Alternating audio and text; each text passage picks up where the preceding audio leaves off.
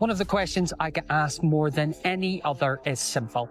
How do I make my voice heard on a planning application? Whether it's a housing development, a new commercial site, or changes in your local community, many residents feel confused by the planning process and unsure whether their views actually make a difference. So in this episode of On the Ground, I'm going to explain how planning consultations work, the role of your councillor, and most importantly, how you can make sure your voice is heard. Firstly, my job as your councillor is to make sure that residents know what the process is, when it's happening, and most importantly, how to have your voice heard. When it comes to planning, processes from council to council may differ. For example, a county council may have different obligations from its councillors than a metropolitan borough council. More on that in a future episode. But here in Stockport, we are a metropolitan borough council. So when a planning application is submitted, there are a number of steps to consider. Step one is the consultation. This is the 21-day period at the beginning of a process during which residents are encouraged to have their say on the pros and cons of any application. The planning officers will assess the application according to planning law, national policy and local planning policy before producing a recommendation on whether the application should be approved or refused. At this point, councillors on the local area committee, which includes me as your local councillor, will then have their say. We're then able to scrutinise the application, the developer and the council's planning team, and at this stage we'll also vote and make a recommendation to the planning committee on whether an application should be approved or refused. The application then reaches the final step. This is the planning committee. The planning committee makes the council's final decision on whether to approve or refuse an application. The committee is currently made up of 7 Liberal Democrats, 3 Labour, 1 Green, 1 independent ratepayer and 1 Stockport Community Group councillor. So as you can see, the Liberal Democrats currently have a majority on the planning committee and therefore have significant influence over its decisions.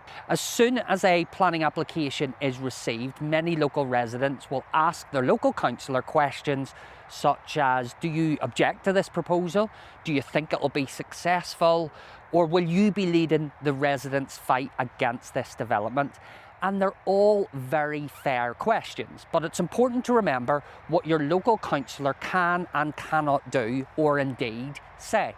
My job is to make your voice heard and importantly to scrutinise all applications. However, if I publicly announce a decision before the application comes to the local area committee, which I sit on, I can be accused of something called predetermination. That's effectively deciding my vote before I've seen all of the evidence. If a councillor appears to have predetermined an application before hearing all of the evidence, it can raise concerns about their ability to participate fairly in the decision-making process. Think of me as your local councillor as a member of the jury in a trial.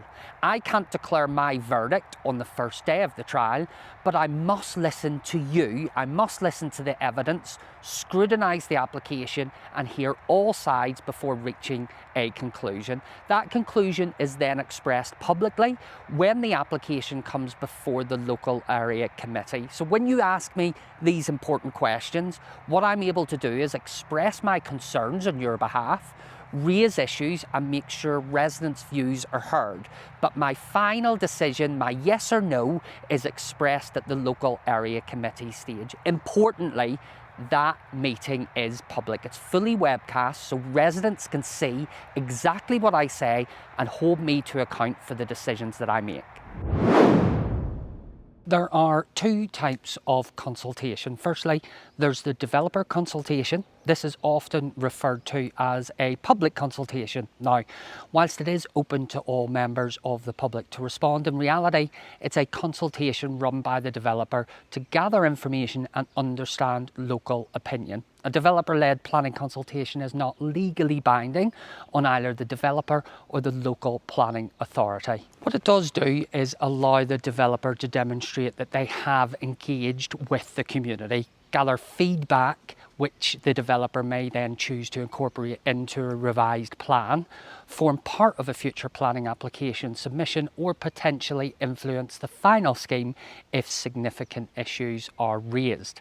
However, the developer is not legally required to follow the majority view. They're not legally required to change any plans because residents object, and the consultation is not a vote. A developer can submit exactly the same scheme after a consultation, even if many responses oppose it. The information you provide at this stage can be used to help the developer shape an application that is more likely to be acceptable to the planning authority and can demonstrate that they have engaged with the local community. The second type of consultation is the council's planning consultation. This is the actual public consultation. It can occur days, weeks, or even months after the developer-led consultation, and for any resident who wants their opinion formally considered as part of the planning application, this is the one you absolutely should respond to. If you have responded to the developer consultation, please do not think that you don't need to respond to this one as well. Even if your feedback is exactly the same, that is the consultation that forms the part of the formal planning process and ensures your comments are considered by the local planning authority. The council consultation is the statutory consultation. It lasts for a minimum period of 21 days and is the opportunity for residents to respond in full detail. For a typical planning application, the council must carry out certain consultations such as notifying adjoining neighbours, publishing details in the council's planning portal, displaying site notices, and in some circumstances consulting statutory bodies where relevant, like highways, authorities, environmental agencies, utilities and heritage bodies. As your councillor, I never rely solely on the council or anyone else to update residents. As soon as I become aware of any planning application, I will always do my best to make sure residents are aware in any way that I can. That's why it's always worth following my Facebook page for updates on planning applications and other local issues across Bramhall South and Woodford Ward.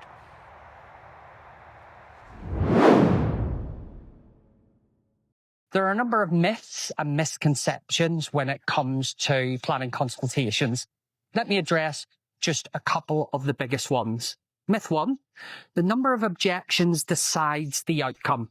It simply doesn't. A planning application with 1,000 objections may still be approved, whereas a planning application with 10 objections could still be refused. The same applies for support. Just because many people support an application does not mean it will automatically be approved.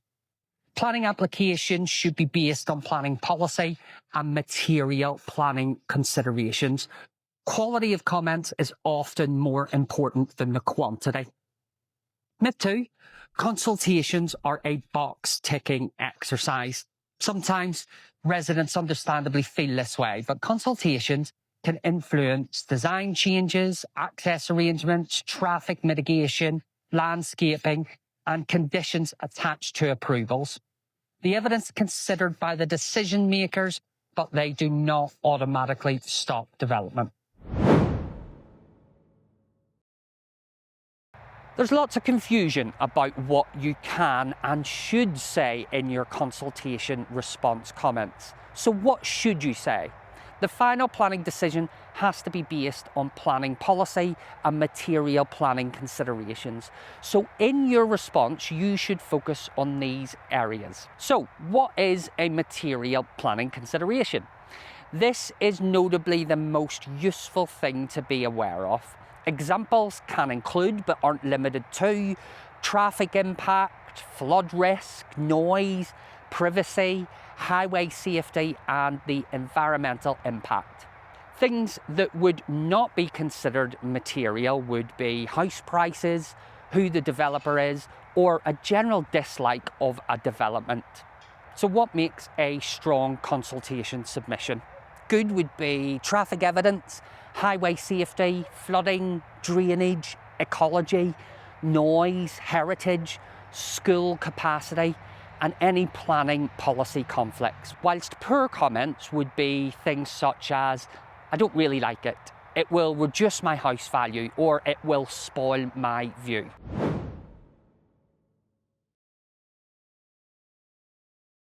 Importantly for residents, this process should be carried out properly and fairly, and as your councillor, I've been fighting extremely hard to make sure that this does happen.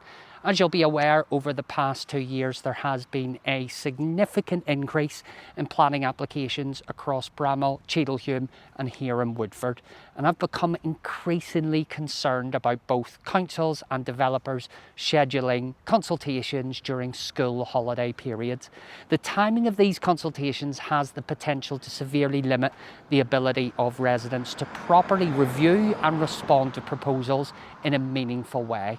Now, I'm pleased that my intervention last summer resulted in an extension to a developer consultation. I'm also delighted that a recent developer consultation on land here, just off Jenny Lane and Moor Lane, has been delayed until after the current half-term holidays following my intervention, ensuring that residents will have a fair opportunity to scrutinise the proposals. However, it remains concerning when consultations on major developments take place during school holidays, as this can make meaningful public engagement more difficult and reduce residents' ability to participate fully in the process. If you feel that this has happened, that is something that you can raise as part of your comments. Likewise, if you believe that the council has failed to notify neighbours when legally required, failed to publicise an application correctly, or reduced the consultation period below the statutory minimum, that could potentially be grounds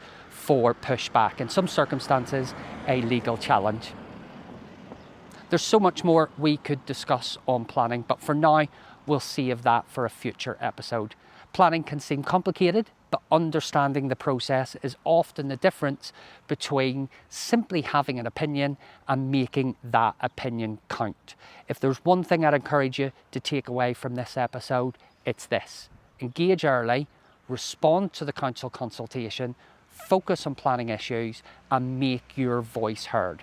If you have any questions about the planning process or applications or how to have your voice heard, please do get in touch.